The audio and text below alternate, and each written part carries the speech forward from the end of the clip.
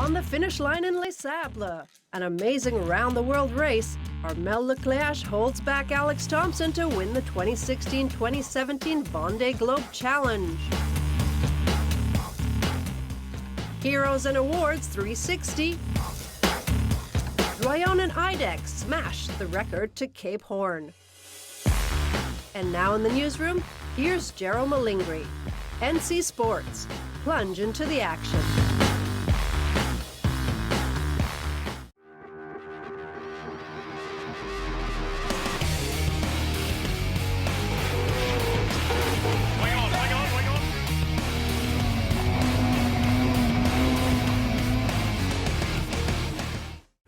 Offshore sailing history in the making. Welcome to the latest edition of NC Sports. Gerald Malingri here in the newsroom. You heard it in our teaser. This record-breaking Vendée Globe finally has a winner in Les Sables. Lots to cover on that top story, but there's plenty more water sports news and insight coming your way on today's lineup. Captivating millions of fans, a sensational round-the-world match race ends in glory. And the winner is Armel Le Cleach on Banque Populaire, barely holding back Alex Thomson with Hugo Boss, and setting the new 74-day record. Next, the arrival highlights, the interviews, and the analysis of this extraordinary 2016-2017 Vendée Globe. Plus, more record smashing is going on in offshore sailing, as Francis Joyon and his elite crew on maxi trimaran IDEC stop the clock at 26 days in Cape Horn.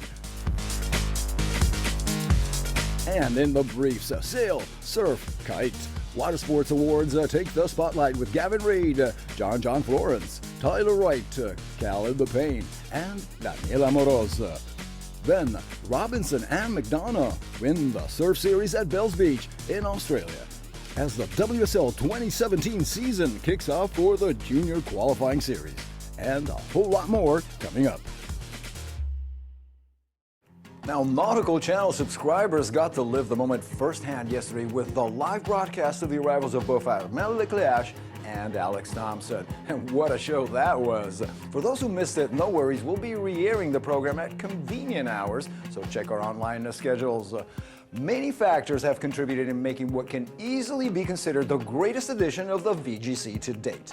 Arguably, the technology of the new generation foiling IMOCA 60s, coupled with the immense personal human adventure, have been powerful elements. But it's the tenacity and the resilience demonstrated by these two very special heroes, both winners in many ways, that this time have taken the race to an entirely different level.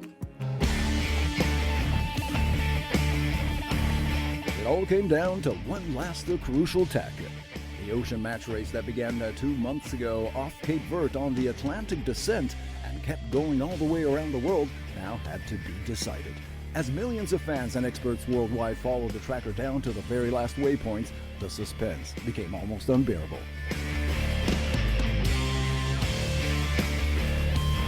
Banque Pop, Hugo Boss, to the very end, just too close to call. Alex Thomson's attack after the doldrums became relentless, minus 250, 115, 74, until the Briton brought it all the way down to under 40 nautical miles from the Frenchman, setting a new 24-hour sailing speed record of 536 nautical miles in the process, nearly 1,000 kilometers. An amazing comeback, and an equally amazing defense by the leader. The tactical battle against the headwinds pushed the pair to the north well beyond the finish line, even closer to Lizard Point in the UK than to Les Sables itself. One last crucial tack, a decision that for Le Cleach could spell victory or bring back the nightmare of losing the Vendée Globe Challenge by just a few hours and minutes for the second time in a row.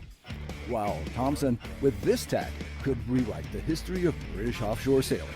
Everyone was on the edge of their seats.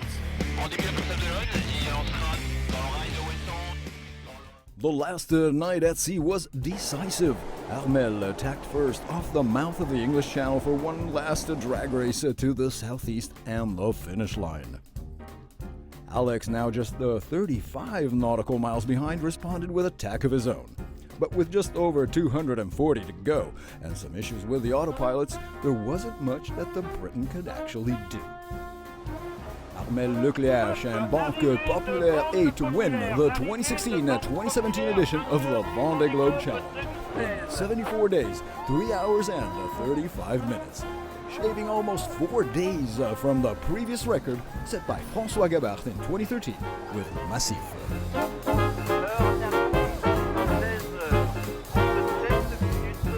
Ambushed by TV helicopters once on the horizon and boarded by medium and after crossing the finish line, the winner of the Vendée Globe 2016-17 has finally completed his epic journey. It's an achievement not just for this extraordinary skipper, but also for an entire team that prepared the campaign and made it possible for this high-tech machine to hold together all the way to the end and that shares the win in this toughest race of them all. Let's listen in. My feeling is it's a dream. Today, for me, I hope to win this race 10 years ago. I do this race 3 times, and I finished 3 times. It's the first skipper we arrived at finished 3 times the Vendée Globe, and it's just a perfect day today. I'm very happy, very, very, very happy, and I thank you for my team because it's a dream team. They helped me to have the best boat, and I'm very happy for them because they work very hard before the race, and today is their day also. The Vendée Globe arrivals are such an emotional moment, and it's always impressive to see how the French public responds to this event, whether it's for first place or last place, and you'll see that here on NC Sports in the coming weeks. There will be plenty of crowds to meet each and every one of the skippers. Next up in Le Sable, as this edition goes to air, Jérémy Bayou is soon expected into port on his foiling Maître Coq, ready to take on a well-deserved third spot on the podium. But most of the fleet is still out there, stretched out from the Pacific all the way up on the Atlantic, and there's lots happening on the water. Let's track them down. What an exceptional 8th Vendée Globe this has turned out to be. But in the true spirit of this race, it's never just about the winners. This week will be the moment of truth for the second group in the regatta. And ultimately, it's still full on to make the top 10. Experience, boat performance, and luck made the difference. And Jean-Pierre Dicon, the foiling Virbach, has managed to hold back Yann Elier on Kikiner and Jean Lecam on Finistère, both fighting for supremacy among the standard, non-foiling IMOCA 60s. Another ongoing duel to the last mile that began oceans ago. Behind them in 7th place is young Louis Bourton en Bourreau-Vallée, crossing the equator, with a top result for a rookie this year. Veteran Nandorfa never quite had the needed speed out of his Spirit of Hungary, but ultimately is set to close 8th. 2 more proud rookies, Eric Bellion en Comme un seul homme and Kiwi Conrad Coleman with Foresight, are securing the top 10 list. Most striking at this VGC has been the gap between first and last.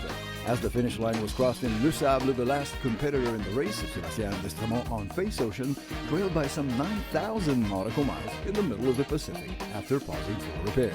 It's the last tier of amateur and low-budget sailor adventurers on their way to complete the quest of a lifetime.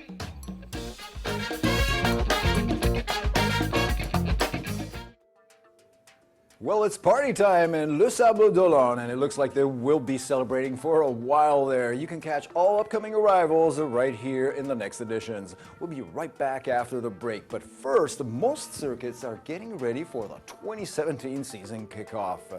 There's also lots of celebrating going around the world, from the sails to the boards to the kites. It's awards time, and it's all right here on the NC Sports Race.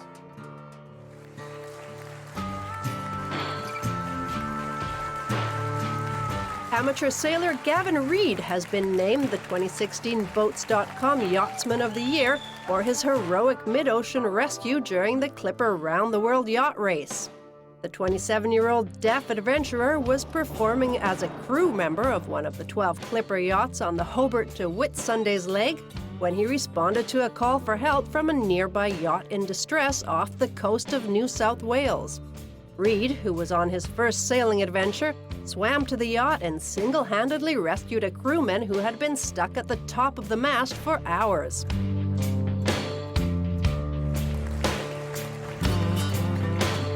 The Yachting Journalists Association also honored 15-year-old Elliot Cusick from Poole, Dorset, handing him the Young Sailor of the Year award for his victory in the 2016 Topper World Championship.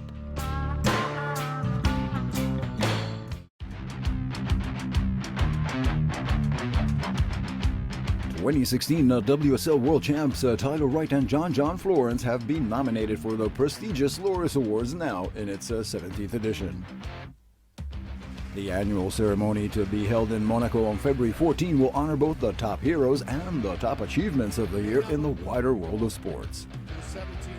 Sustained by the Loris Sport for Good Foundation, the event includes a Sportsman and Sportswoman of the Year categories, as well as awards for teams, great breakthroughs or comebacks, and disability. With this nomination, the Hawaiian and the Australian enter an elite club of sports superstars. Kelly Slater has won it 4 times, and since inception, surfers have received the laureus more than any other action sport.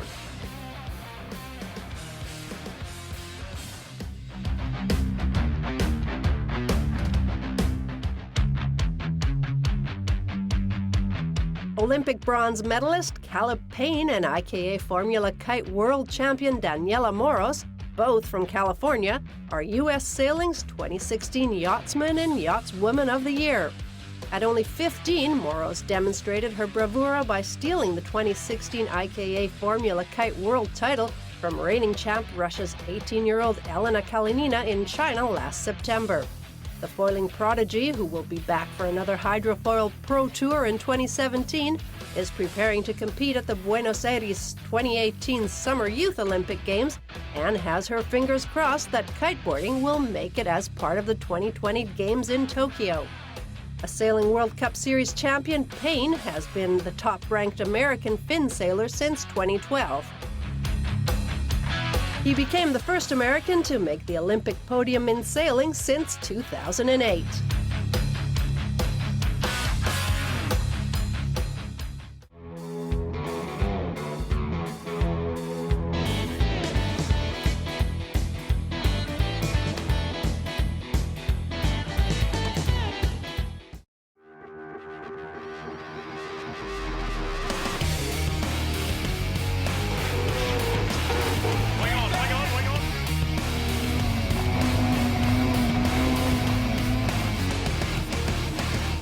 Welcome back to NC Sports. Now, the need for speed has been revolutionizing sailing over the last couple of decades, like never before. And foiling has added that extra turbo that the Vendée Globe results confirm will hold to the very end. However, before the moustache, it's design, materials, and improved construction methods that are at the core of this evolution. As expected, and as we are all witnessing, records are crumbling under the unbelievable performances of the new generation monohulls and multi-hulls, like Thomas Coville and Sodebo, who just completed his solo world tour in 49 days. And now with French sailing legend Francis Joyon and his elite team on IDEC, who have made it to Cape Horn in just 29 days. None of these guys are foiling just yet.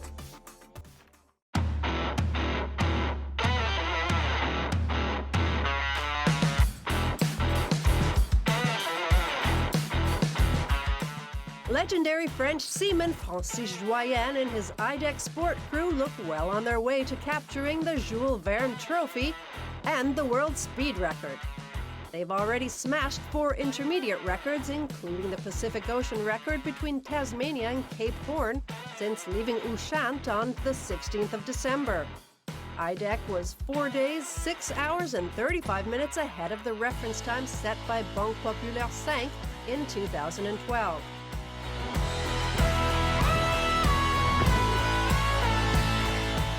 This is Joyon's second attempt at the round-the-world crude record. He recently lost his single-handed record to fellow French navigator Thomas Coville on his maxi trimaran Sodebo. Joyon needs to finish the race by 10 p.m. and 53 seconds Universal Standard Time on Monday, January 30th to beat the record set by Loïc Perron on Banque Populaire 5 in 2012 of 45 days, 13 hours, 42 minutes and 53 seconds.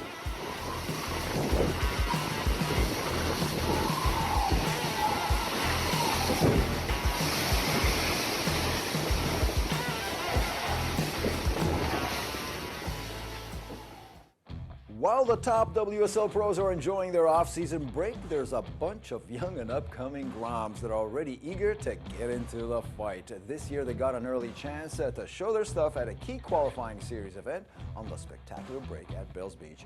An opportunity that India Robinson and Mickey McDonagh did not miss.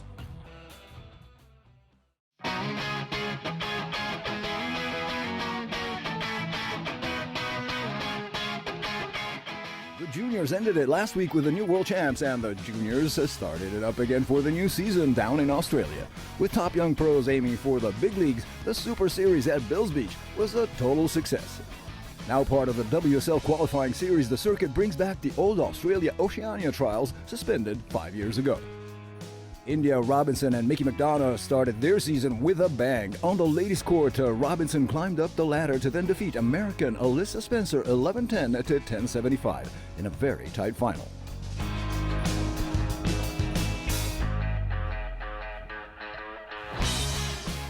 Yeah, it gives me heaps more experience, especially coming into the trials, and hopefully I can get a spot in the Ritz Pro.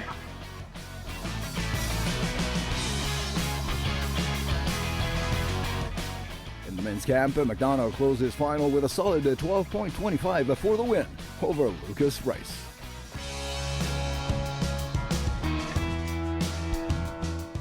I mean, it's the first step to the tour. I mean, pro juniors, leads on in the QS, and yeah, I definitely want to try to get a few good results to make the World Juniors and hopefully get into the high QSs.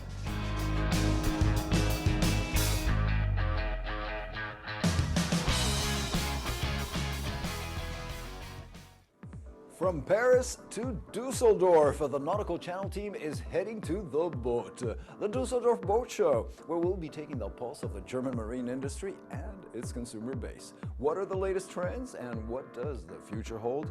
We'll bring you the answers.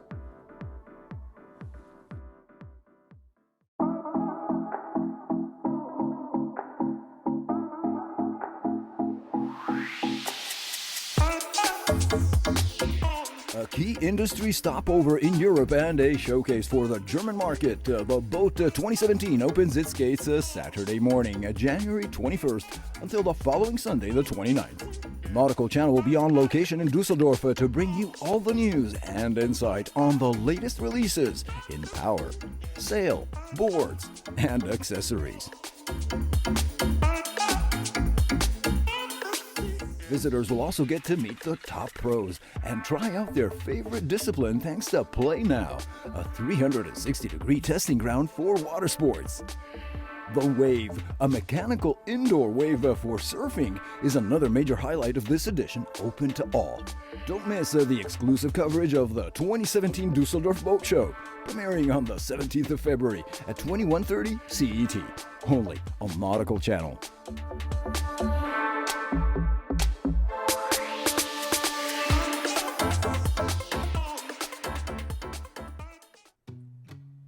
It's a long road to Tokyo 2020. Racing at the Sailing World Cup is now underway in Miami for the Olympic classes as they begin a brand new 2017 season. And you can catch all the highlights and the results in the next edition. And there's plenty more happening on the water in the coming weeks, so possibly it's near you. Mark the dates with the NC Sports calendar. OMG, I'm looking fresh to me, got everything I need, so hurry up. OMG, I'm looking fresh. Time to reach for the skies as top riders are flocking to Cape Town to find out who will be the 2017 King of the Air. The 2-week competition window from January 21st to the 5th of February in the South African summer will take place in top wind conditions exceeding 30 knots. The target is now on King's Back, Aaron Hollow, the winner of both 2015 and 16 editions.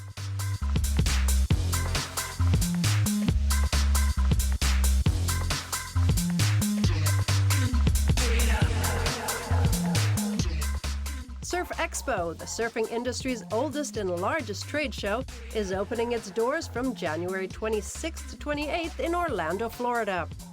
Meeting twice a year with a second appointment in September, it's where long-standing and new-coming brands showcase the latest releases in boards and their vast and growing product ecosystem. Closed to the public, Surf Expo is for the trade industry only, and up to 30,000 visitors are expected for the weekend.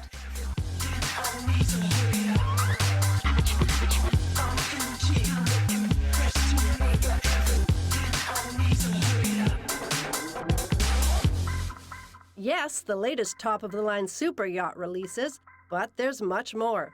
The marine world is moving to the Emirates with water sports, stunts, entertainment, boat and gear testing sessions. Plus, diving and sailing experiences, supercars, industry talks, and shopping at the village. It's the Dubai International Boat Show starting from February 28th till March 4th. Nautical Channel will be on location with news, highlights, and exclusive special programming.